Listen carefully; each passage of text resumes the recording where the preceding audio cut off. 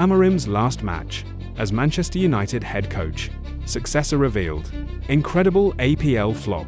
First time in 31 years. Milan, officially, to sign Liverpool star. All of this and more in today's episode. Another crazy round in the APL has completely turned the tournament table upside down. The main surprise, without a doubt, is Crystal Palace, which beat Liverpool by a score of 2-1. But to be honest, Liverpool's team play this season is still at a very low level. The team wins more due to individual qualities, but this is not surprising as there are many new players and they need time to gel. A disappointing first half, as they fully deserved to be 2 or 3 goals ahead. We were lucky Alisson made saves. In the second half, we showed a much better game. We created chances. We scored late, there was little time left. And to concede another from a set piece is as frustrating as playing the way we did in the first half. We can only blame ourselves for how we defended, said Slot. And Crystal Palace, by the way, jumped all the way to second place in the table. Manchester United continues its strong campaign. Ruben Amorim's team lost to Brentford by a score of 3-1 in the opening match of the 6th round. I think we played the way our opponent wanted. They confused us. First balls, second balls. Absolutely all games are important at this club. When we lose, we apologize to the fans, but they don't want to hear anything. At this moment, they want to see action. So our task is to fight and win the next match, said Amorim. United is now in 14th place, which is better than last season, as the Devils then took 15th place. The progress of Amorim's team is obvious. Things are even worse for Chelsea, who lost again, this time to Brighton, by a score of 3-1 and dropped to 8th place.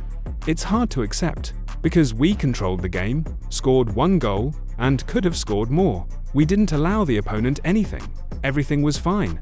But due to our mistake and the red card, the plan completely changed. In the Premier League, you can't constantly give gifts against any team, and now we are giving them away in the form of red cards. These are fateful mistakes, the red card against Man United, and today's red card. In the last 2 matches, everything changed due to 2 red cards, said Maresca. Without Palmer and Mudryk, it is very difficult for the team to win. Instead, Manchester City is not wasting time and crushed Burnley by a score of 5-1, catching up with Arsenal. Well, this season Haaland is really tearing it up. Haaland's numbers are crazy. We joke, but they are just incredible. This is his job. He is a very important figure for us. Sometimes he may not be so actively involved in the game, but he will still have 4 clear chances. That's how he is, said Guardiola. But Tottenham missed the chance to go second, drawing with Wolverhampton 1-1 and remained third. Thomas Frank's team is still forming. By the way, for the first time in 31 years, Liverpool, Chelsea, and Manchester United lost on the same day. This is statistical proof of how chaotic and unpredictable this season has become. In the Bundesliga, Bayern is tearing everyone apart with the crazy Kane, 10 goals in 5 rounds. Borussia Dortmund is second. In Spain, in the Madrid derby, Atletico crushed Real by a score of 5-2, and Alonso commented on the game. It was a bad match. Today is our first defeat, but everything continues. We must draw conclusions from what happened. We are hurting, as are the fans. It was a derby, but it was a deserved defeat. To the fans, I want to say that during the formation of a new team, there are tough days. The main thing is how we react to setbacks. We are still in the building phase, Xabi Alonso quoted Marca. So Barcelona has an excellent chance to take first place in La Liga. The situation around Ruben Amorim at Manchester United is becoming increasingly dramatic. The Portuguese has the worst win percentage of all club coaches since World War II. His words after the match, "I'm never worried about my job. I'm not that kind of person. It's not my decision. I will do my best every minute I'm here," sound like an emotionally balanced appeal to the management.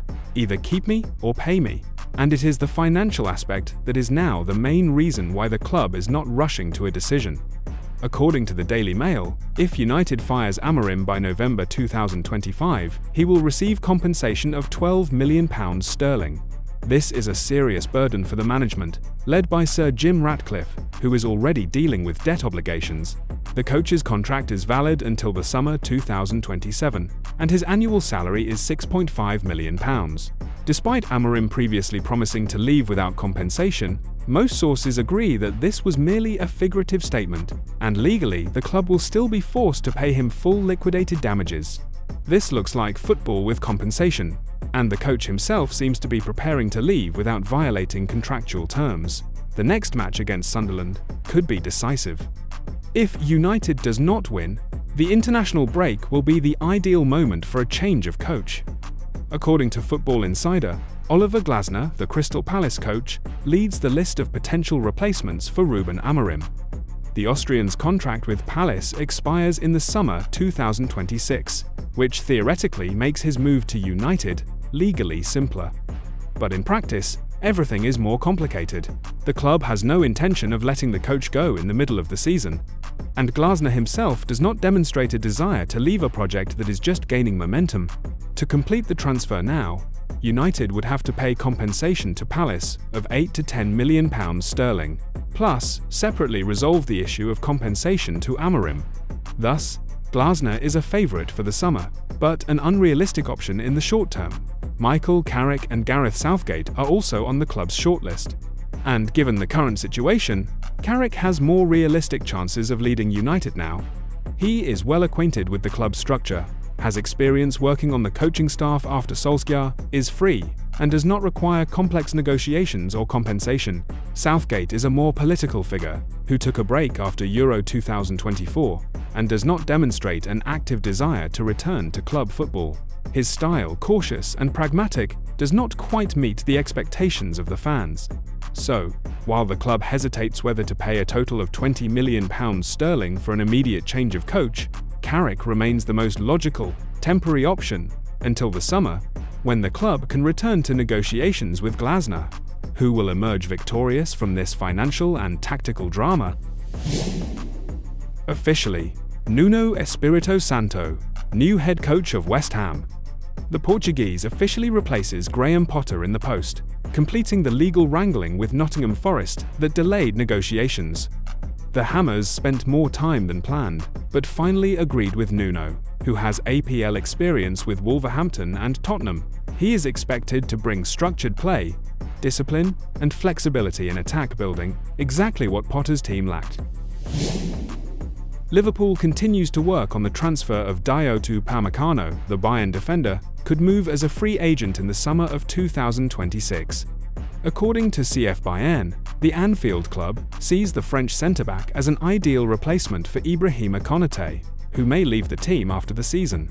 Upamecano has extensive experience at the top level, including the Champions League, and is well acquainted with the APL's playing style. Milan is seriously interested in the transfer of Liverpool defender Joe Gomez and has already made an official offer for a permanent contract. Gomez became a priority for Massimiliano Allegri after negotiations for Akanji failed. Milan's offer is about £13 million sterling. However, Liverpool is not ready to let the player go without a replacement. This whole situation has turned into a real transfer chain. Liverpool is negotiating with Crystal Palace for Marc Guéhi, and his arrival could unlock Gomez's transfer. Interestingly, Gomez himself is ready for the move, and Virgil van Dijk said after the match against Arsenal, "He's my friend, I want him to stay." But this is not a friendly business. This is the highest level. We'll see what happens next. The move is possible as early as January, but everything depends on whether Liverpool manages to close the deal for Guéhi. Otherwise, Gomez will remain an important rotation option for Arne Slot. Manchester United is preparing an unexpected attempt to sign Conor Gallagher from Atletico Madrid as early as January, Express Sport reports. This is a surprising transfer. The Englishman only recently moved to Spain from Chelsea, but United sees him as an energetic box-to-box midfielder, capable of revitalising the midfield. Against the backdrop of instability in midfield, Gallagher could become a key element of the restructuring. The move will be difficult. Atletico does not plan to sell the player, but Gallagher himself is not against returning to the APL, especially if United guarantees him a stable starting role. This is another signal that the club is preparing for changes, and the January transfer window could be the beginning of a new era. Real Madrid finds itself between two midfield projects, an expensive one and a strategic one. Vitinha wants to move to the Blancos, Fichajes.net reports. The Portuguese believes that his technique and style are ideally suited to the Madrid system, which is being renewed after the era of Modric and Kroos. But PSG is ready to let the player go only for an amount exceeding 100 million euros, and the contract does not contain a release clause, which complicates negotiations. Vitinha is a key element in Luis Enrique's schemes, so the Parisians have no intention of conceding. Against this backdrop, Real Madrid has intensified its interest in Nico from Como, a 21-year-old Argentinian who has had a brilliant start in Serie A. 3 goals and 3 assists in 5 matches. Initially, the Madrid side considered him a reserve option, but now as a real alternative to Vitinha. And here Chelsea enters the game, aiming to get ahead of Real Madrid and already negotiating with the Italian club. The Londoners see new dynamism in Paz for the midfield, especially after an unstable start to the season. Thus, the transfer outcome could be twofold. Either Real Madrid pays for Vitinha, or loses Paz to Chelsea. Both options are strategic, but only one of them will be implemented this winter. That's it for now. Don't forget to like, subscribe, and share this video. Keep watching for more football action, and have a wonderful day.